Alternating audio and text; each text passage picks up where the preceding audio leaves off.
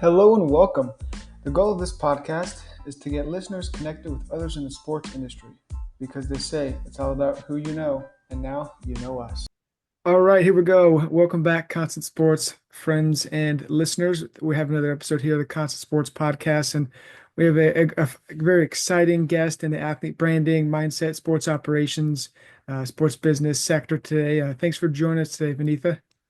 Thanks for having me, Connor. How are you today? Doing great, doing great. And Good. we appreciate you jumping on and talking about your background and some of the awesome things that you've worked on. And with your background really blends the athlete mindset with elite branding and operations. You have a track record spanning through FIFA with the NIL Combine that you've been working on. We'll touch on women in racing and obviously shaping the future of athlete branding with the digital presence. You guys do websites, live event execution, and we'll talk about obviously the company you're working with and building over there. So yeah, we appreciate you coming on and looking forward to diving in. Great. Sounds great. Let's do it. Okay, we'll kind of start with your passion for motorsports, women in racing, soccer, kind of a broad question to start out. Let you take it where you want to, but kind of how'd your passion for this begin? Yeah, I actually graduated with a chemistry degree, so I was a chemist for a couple of years in the science background. And growing up in a sales environment, my dad had his own business, so helping him in his business, I missed the interactivity with people, and so I thought I'd go into advertising as more of a photographer for print. Mhm. And started kind of switching careers after being a chemist for a couple of years right after I graduated. Had the opportunity to work with Jimmy John's Yep. as a field grower marketing person. And that was kind of my first break in marketing and advertising, right? And my manager at the time, she graduated with a veterinary science degree. So she empathized and saying, get it, I know what science does. It's impactful. I'm really glad that I did chemistry. I had the love of chemistry, and I think it's really helped me shape kind of my future to this day as well. So that's where it all started is, changing that, taking that risk, shifting, somebody giving me a break. Really grateful for that. And then moving to New York and working in agency and really hit the ground running in digital media, from search to websites, landing pages, display ads, anything and everything I can get my hands on, right? It's learning, learning, learning. Yep. So yeah, that's kind of my background in digital. And as I progressed in my career and throughout agencies, you always have a knack for what is something that you're always interested and passionate in. Is it sports? Is it food? Is it travel? Things like that, right? And I think motorsports always resonated with me growing up in Charlotte, too far from the Charlotte Motor Speedway. So that's really the basis of motorsports and going to my first NASCAR race, going to my first Formula One race, seeing the Indy cars and things like that. So, and anything is possible, right? And then what women can do, what men have done, in racing and sport. So I think tying all of that together has really been an amazing formula for me. Yeah. To be saying, hey, why not tie all of these two things together? Like it's you have fun while you're working, right? Mhm. Oh yeah, Yeah. for sure. And I think you touched on a lot of really key aspects there as, kind of breaking into the industry Yeah. at some point in the process there. We all kind of need to catch a break, if you will. A mentor or somebody kind of gets us or gets the person's foot in the door, and then, continual learning, as you touched on, is key. And we'll talk about a few of those, aspects as we go forward. But I feel like that also goes to show, with the background in chemistry, and then was it a vet you said was your manager was a veterinarian, or she had a vet She was degree? a veterinarian. Yeah, she Right. was a veterinary science major. So hey, any all paths lead to the sports Yeah, sector, as they say. So that's right. that's fun to see. And then as you've continued, with the digital space and the power of athlete branding, as we like to say, when branding specifically, what matters for athletes and or really just a sports organization or an organization as a whole, kind of what's the role of branding and how does it play into their values and things like that? Yeah, I think you just said the key word, right? Values. So it's really branding is who are you? What Mhm. is your value? What is your where's your moral compass? What are your morals? And also, what is your authenticity? Like, are you authentic? What do you believe in? What are your interests? So I think it's all of that, of what branding is, not just for personal brands like athletes, but also for organizations, right? Mhm.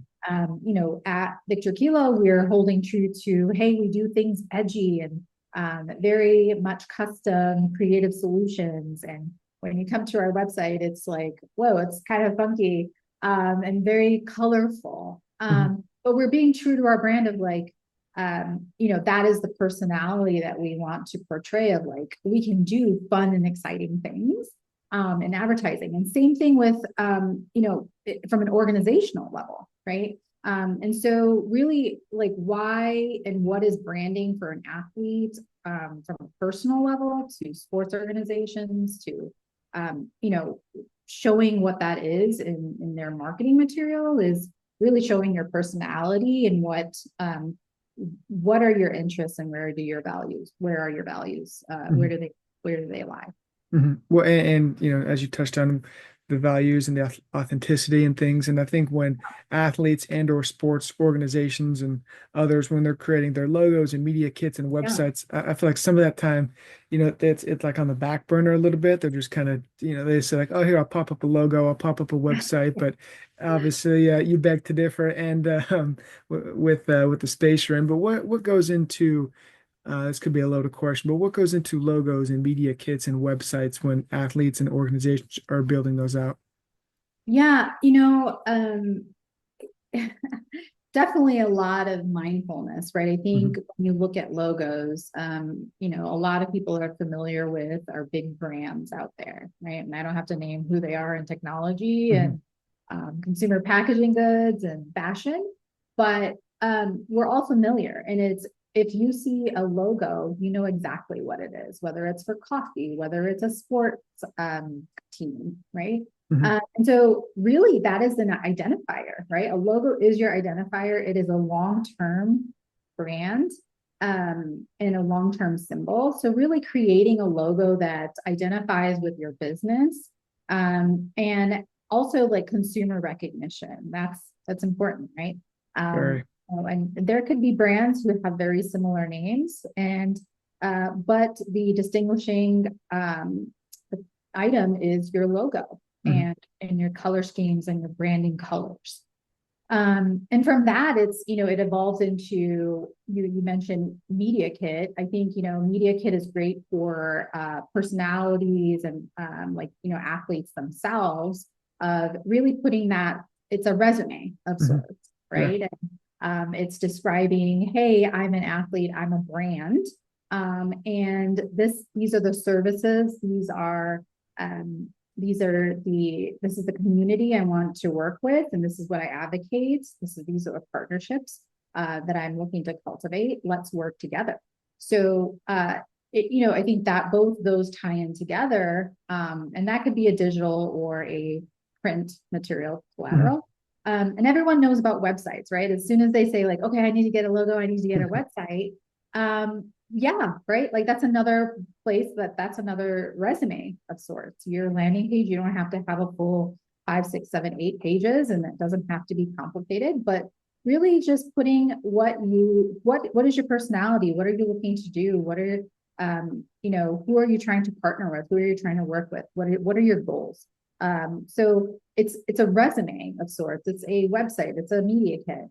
And then I think a little bit of like other elements are, and you have a YouTube channel, right? Yeah. Spotify, and a lot of people have like Instagram, Facebook, and I think really choosing which social media channel works best for you.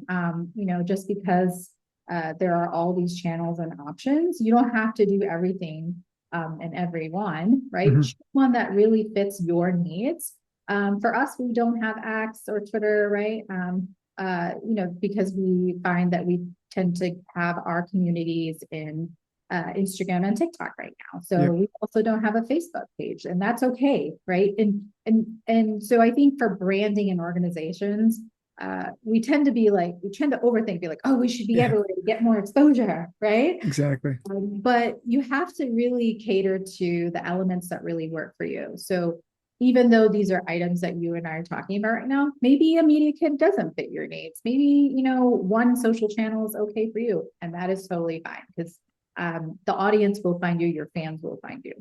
Mhm. Yeah, no, well said. And that just goes to the power of, branding itself is like you're saying that the as long as you kind of have the strategy, the basics down, you're not going to need the whatever it is, 12 social media platforms to get your message out. A few, a lot of times it's just a website and, people sometimes like to go old school with a website and a phone number and they just, kind of hit the ground running. So I feel like there's not a catch-all formula, right? Each company Right. is going to have different, like you said, values and goals, and the mission of their company is going to be drastically different from another. And so I think that's important as you outlined there to kind of find out what those are and, be true to the company's authenticity in itself. And as we were talking about branding, we also kind of have the athlete mindset, right? So the intersection of the mindset and branding and how that can approach how that approach shapes, a brand identity is and going forward there. So can you touch on that a little bit and how the intersection of the mindset and branding go together?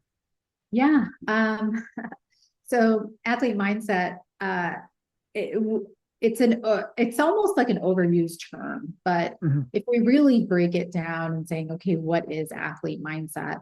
It's defined as grit, resilience, right? Uncompromising and competitive nature of an athlete. What are they doing? They're dedicating their life, their bodies to sport. At a young age, they're conditioning themselves physically and mentally. These are 4 a.m., Hmm. starting at 4 a.m., maybe earlier, Right. workouts and training, also lifestyle and dietary nutrition, right? It is a lifestyle. And that athlete mindset is really like, yes, we can say it is for athletes because that is what they're doing on a daily basis and it's ingrained in the sports and ingrained in their daily life. But it also is like the intersection of branding where if that is what you're doing for so long, right? Mhm. If you're swimming at, since you were 4 years old and in 4 o'clock in the morning for 3 hour, 4 hour sessions, and you do that competitively years and years and years, you're a swimmer, right? Yeah. You're a competitive swimmer. And that's ingrained in you. So it's almost forming into a personality of being, hey, you're not just an athlete physically and mentally because of this mindset, but it's also now your personality, Hmm. which is your brand, right? And Yeah. it is the way you think, it is the way you act, it is the way you adopt your relationships. And this always it keeps going back to authenticity, but it's also like how does that formulate and how do you grow up with that mindset? Hmm. So I think from a branding perspective, you are going to be the brand and have that mindset of what has shaped you as part of your life.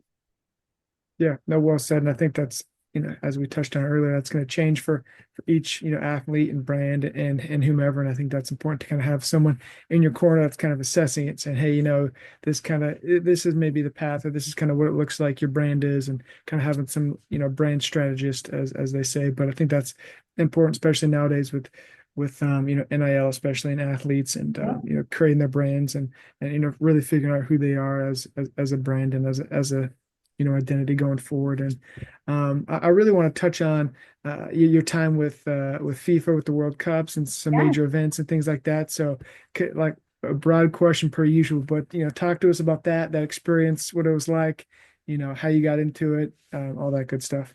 Great. Yeah, you just touched about NIL, right? Name, Hmm. image, likeness, and it's it's they're still young, Hmm. right? College athletes and finding their brand is like, okay, what does the world want me to do? I Yeah. think we grew up in a world with endorsements, right? And so really like shaping, your core values and like you said, a support network. Hmm. Um, and so one of the events that, I was a co-host for was NIL Combine. Hmm. And we've done that for 4 years. And that was really great in pulling together NIL, name, image, likeness combine, is really pulling resources for the student athletes and saying, hey, have the right people in your corner. Who's that network? Hmm. And we asked different organizations and speakers to come and speak on NIL. It could be athletic directors, coaches, other student athletes, professional athletes, marketing, legal, and all these different areas, sports agents, in all these different areas to provide that information for attendees. That was a really great cause.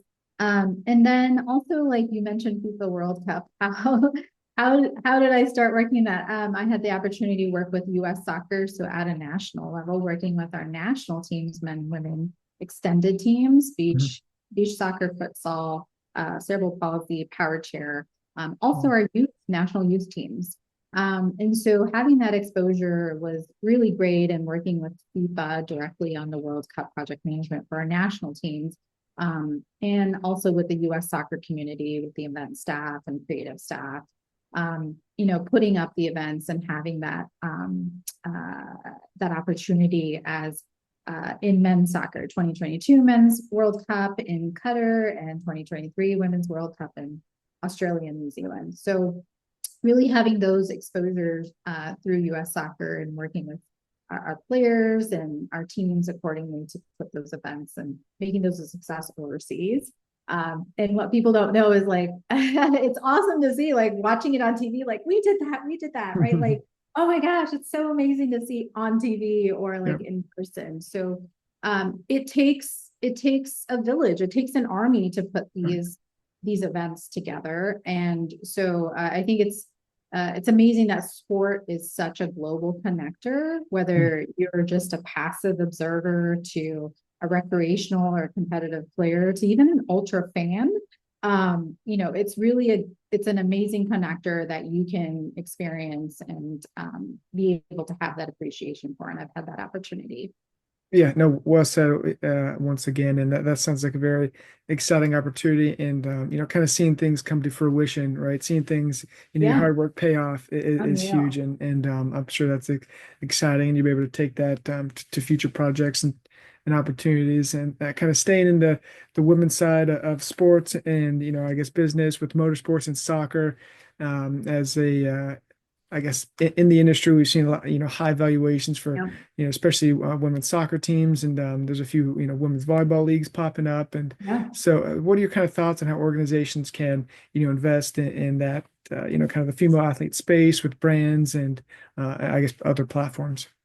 Yeah, I think a lot of organizations, and this might be a touchy subject right now, but have the DEI, like diversity, equality, inclusion, to be able to have opportunities for women or minorities in that realm. But I think also from there are a lot of organizations who are driven by women, who are created by women, athletes even, that have foundations that give back to the community, whether just youth in general in sport, like developing and advocating for sports for youth in their schools and their communities, to girls in sports, right? So F1, FIA has girls on track, so it's very geared to younger girls, like junior high through high school-ish, to be exposing them to racing in motorsport at a young age and developing that STEM, right? The science and math behind it, those principles in engineering. So, you have large organizations who are advocating and creating these programs for future female athletes, but also female athletes giving back to their communities and saying, hey, I know where I came from. Here's my personal experience, and this is my cause, and this is what I want to advocate for. Now you have other organizations who may not be in sport, right?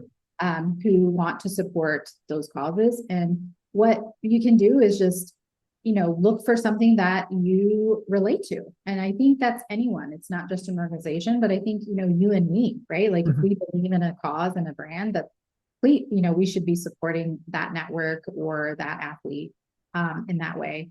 In turn, I think, the athletes should, also look for organizations that fit their branding, right? It's not just one way. I think it's a two-way thing. You have to complement what that partnership looks like. And because then you have that relatability and it's Mhm. more. So yeah, I think there's opportunities there. Yeah, yeah, well said again. And then again, now your crystal ball here, going into the future with different emerging trends, whether it's athlete branding, social media event execution, kind of where do you see the growing, I guess, importance of that in the future here in the space? Yeah, we didn't talk about AI, right? It's True. Yeah. growing up so fast, an emerging trend. We use a little bit of AI as well. We have an amazing team here, but it really helps with. I think there's a lot. I did a presentation last year on AI and NIL. Mhm. So lots of letters here. So name, image, this with artificial intelligence. And what is that opportunity and what are the drawbacks on using AI, right? And it's kind of a gray area right now with AI. USPTO, the US Patent and Trademark Office, is also trying to put guidelines together and Mhm. think, how do we establish and what are those guidelines of AI impeding on, NIL, like uh, do's and don'ts, Yep. right? Essentially, so that anyone who's using AI, there is a copyright or trademark or that kind of thing. It's protecting the athlete or organization if Mhm. something is generated by AI, not used mindfully or with permission. So that is kind of the emerging trend. Like there are conversations that are happening, especially if USPTO is already like thinking about that.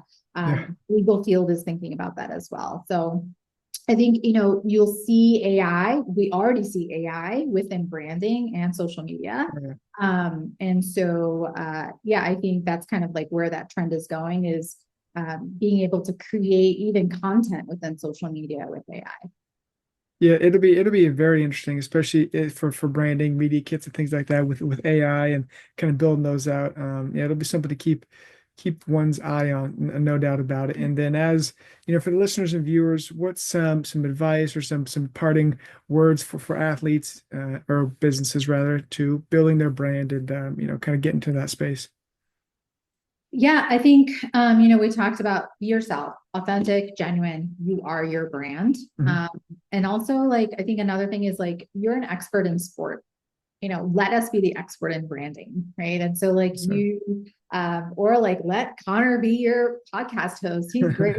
He's passionate about thank sport, you. right? Like and your content. So I think it's leveraging the experts in these fields to accomplish what your goals are, right? Mhm. You can't do everything. We're here to be that resource and be that expert. And so it takes years. It's just like an athlete. It takes years for practice and practice, and you're awesome at what you're doing. We did the same thing. We've been doing this for years and years. And we have so much passion and love it that we want to help our audience and fans and athletes and clients, right? Oh yeah, Um, for sure. Perfect. yeah. And then, look for experts who complement you. I think that's always very important because, sometimes it's like, oh, I know this athlete is working with this agency and it's like Yeah. that shiny object out there. Right. It's like maybe I should too. But is it a good fit? So, a global agency may not always be the right personality fit. So find that right fit. Right. Where and sometimes you see that with the big agencies is you know I don't know. I feel like I'm not treading any trade secrets here, but sometimes they get lost or they don't feel like, I have the right, connections with them. I just kind of feel like I'm a number in the organization. And so I think that is sometimes, something to think about when, those big shiny, toys are looking at you from the distance. But as we move forward, what's, an exciting project with you and your team on the horizon? And then also where can obviously the listeners connect with you, website, all that good stuff. Yeah, I love it. I love, my personal passion is women in sports, Mhm. and racing, especially in motorsport. So I'm really excited to be doing live event coverage at Formula E, and in probably like another less than a week from now. But if you see me on the track this year, I'll have a lot of it. I'm planning on visiting a lot of tracks and being able to do some coverage and working with different motorsport drivers, especially women. You know, that is the most exciting project on our plates right now as a team. And yeah, coming from a karting background, a lot of people don't think that like karting, they're like, oh, it's an indoor go-karts. And it's like, well, it's actually like, if you think about it, most of the formula drivers that, you know, any F1 driver Oh, they'll start start there. off in competitive karting, right? And that's where it all starts. That's the base of F formula racing. And then Yeah. they go F4, F3, F2, F1. You know, coming from that passion of karting myself and revisiting karting and competitive karting again. Yeah, like if you guys are ever, if you see me out the track, please say hi to me. I'd love to connect. And people can visit us at victorkilosports.com. So VIKTOR kilo KILO sports.com. So, and yeah, we'd love to connect. Perfect. Yeah, we'll have that in the description, obviously. And then you guys have the Instagram and TikTok, I believe, too, We do. right? Yes. Yep. Exactly. Underscore Victor Kilo Sports. Perfect. So they'll be there with their content, like she said, if at any of the races, and you connect. And we appreciate you coming on today, Vinitha. We enjoyed chit chat about branding, mindset, sports operations, and organizations, how they can better themselves. And if you're in that I guess neck of the woods, trying to create a better brand, media kits, logos, etc., websites, make sure to check out Vinitha and her team over there at Victor Kilo Sports. And thanks again for joining us today, Vinitha. This has been another episode of the Constant Sports Podcast. And any last words? Thank you for having me. Looking forward to connecting. Thanks, guys. Perfect. Thank you. Thanks, Thank you. guys.